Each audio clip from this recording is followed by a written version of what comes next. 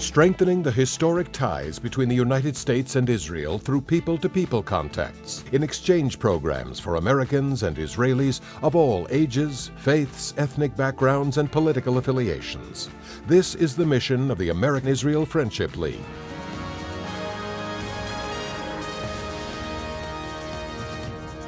Hi, my name is Alon Ben David, an alum of the America-Israel Friendship League and currently a defense commentator for Israeli Channel 10, as well as a correspondent for Jane's Defense Weekly.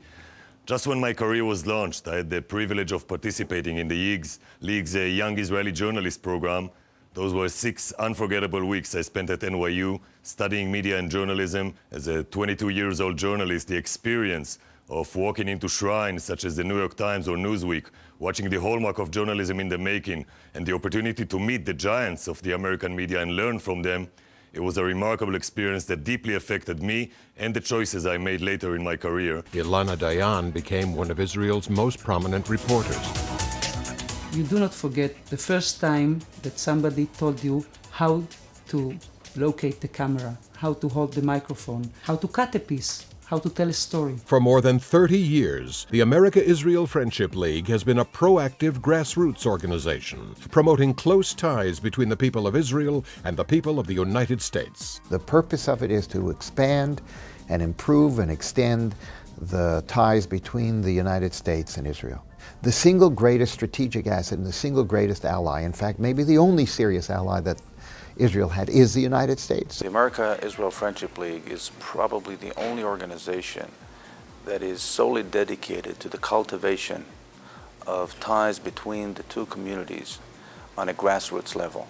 When you start working with grassroots efforts, they become, to me, a whole lot more meaningful than just something that's worked at a political level. The America-Israel Friendship League has been one of the most significant organizations over all these years in promoting new programs, exchanging cultural programs, as well as political visits. That kind of exchange strengthens the relationships that we think are so important to each country. The America-Israel Friendship League has reached out to a broad group of Americans who travel to Israel as part of its Leadership Mission program. This includes members of the financial services and investment community, journalists who reach the young generation of American readers, county commissioners from leading communities across the United States, and a group of distinguished state Supreme Court justices.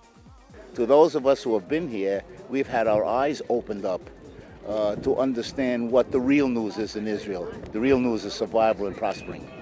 You cannot do this with 100, 1,000, 1,000,000 newspaper articles. You can never do this. Now each one of us is an ambassador, going back.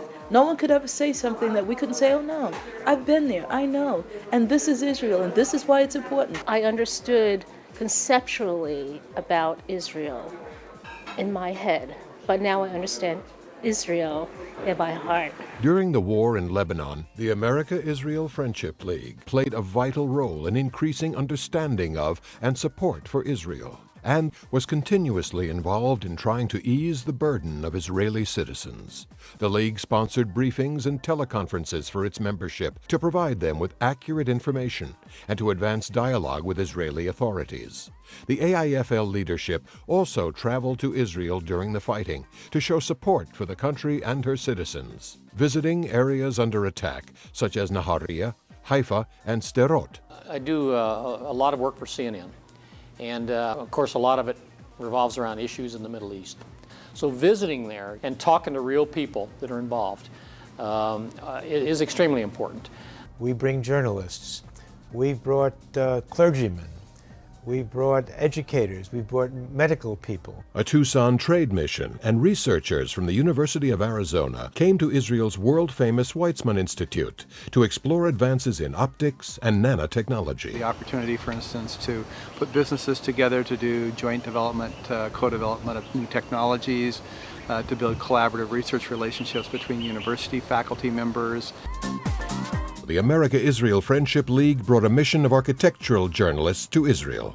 We're not just able to actually go in, look at buildings, go into buildings, but also to see the people who inhabit them, and see how they relate to their everyday lives, and hopefully gain a better sense of what it means to be living in Israel at this time. To bring people here to see a story that I think is a very, very good one and a global story that isn't about war, but it's about culture and about beauty. I went over not knowing anything about Israel.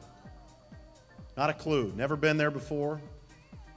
8 days later, you have in me a lifelong friend of Israel. We are democracies in action, and Israel really is a modern version of what happened in my country 200 years ago. You continue to work, to struggle, facing all kinds of odds to make sure that there is an island oasis of democracy and freedom in a land that is crucial to America and to our interests. Hello, I'm General Colin Powell. Sports help young people develop character, discipline, teamwork, and respect for each other. Sports exchange programs are another important activity of the League. It's one of the perfect ways of strengthening the connections and people to people. And it's the only way you can really learn about the cultures that people are from, both ways. It's helped me to be a better person. Patience, respect, dedication, self-discipline, confidence. When you play sports, you don't care if who you play against, what religion is. Sports bring the best out of people. The League also initiated outreach to the Hispanic community through its Hispanic Israel Young Professional Program, inspired by Bronx Borough President Adolfo Carrion Jr. For almost 40 years, we have a Youth Ambassador Exchange Program. Thousands of high school students from the United States and Israel, Jewish and non-Jewish, have lived with families in each other's countries. The America-Israel Friendship League is extending its outreach to Russia. To try to incorporate children from countries who ought to be and are on good terms with each other. Our whole experience is really great. This program gives us a wonderful opportunity. It gives us an opportunity to communicate with other teens. And before coming to this program, I thought that they are different from us. But after this, I understand that we all are the same. We all have the same problems, the same ideas, the same wishes, and we're all the same. And it does not matter that we live on different continents and different parts of the world. This program really unites us. My dad's side of the family is from Ramallah, and I'm considered Palestinian. And I didn't think I was going to get along with the Israelis, but when I came here, so different. And I'm glad I came on this ship, and I learned a lot from their point of view, so I'm glad I came. It's just so amazing how they can just bring so many students together from thousands of miles away and put them together in workshops and just help them to become better persons and just build bonds and hopefully really lifelong bonds and friendships. Well, I learned so much about not only, Israel and the stuff that you would expect, but I learned a lot about myself and about my culture and about how people interact, not just that it's Israeli or that it's Russian, but that we're different, but that we're the same. I would never think in my life that I would have such a great experience. To enhance our already successful Youth Ambassador Student Exchange, the League hosted East and West Coast alumni reunions and is commencing a series of web conferences that will bring youth together from around the world. And if we could do something about expanding the program of kids and education there, I think it would just be so healthy for the whole world and for the United States in particular. Teenagers from all over the world were able to come together and become one.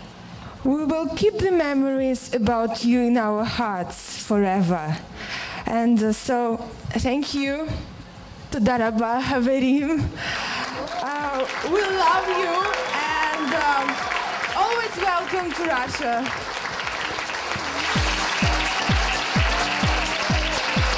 It's all a part of an ongoing process of understanding, of explanation, of education. And that is the role of the America-Israel Friendship League.